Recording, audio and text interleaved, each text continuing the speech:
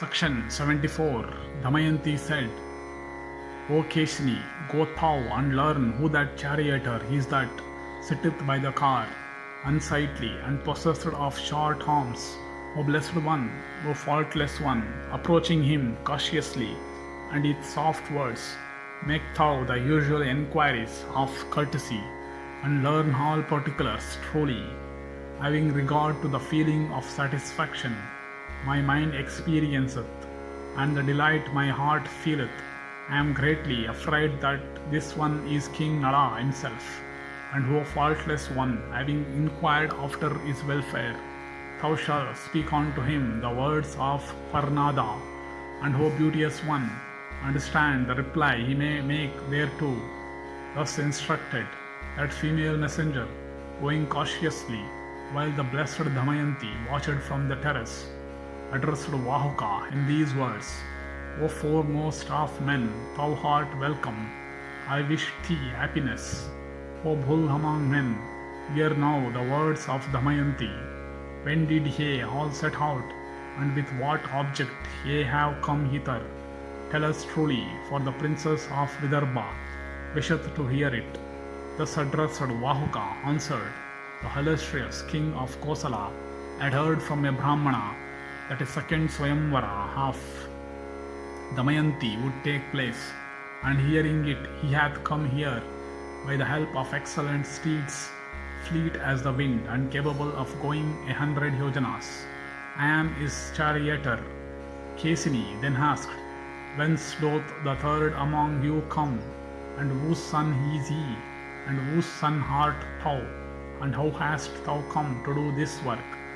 Thus questioned Vahuka replied, he of whom thou inquirest was the charioteer of the virtuous Nala, and known to all by the name of Varshneya.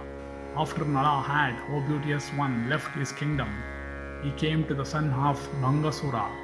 I am skilled in horse lore, and have therefore been appointed as charioteer.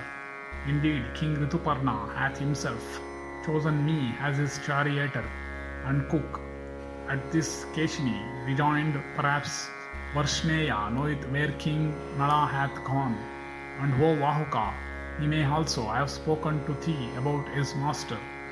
Vahuka then said, having brought hither the children of Nala of excellent deeds, Varshneya went away whither he listed.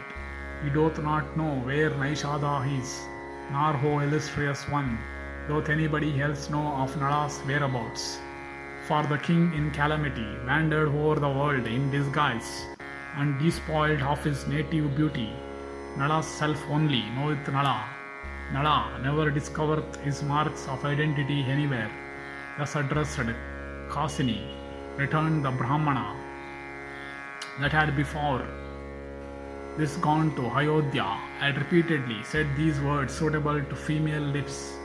O beloved gambler, where hast thou gone, cutting off my piece of cloth, and deserting me, his dear and devoted wife, asleep in the woods, and she herself, as commanded by him, waiteth expecting him, clad in half a garment, and burning day and night in grief.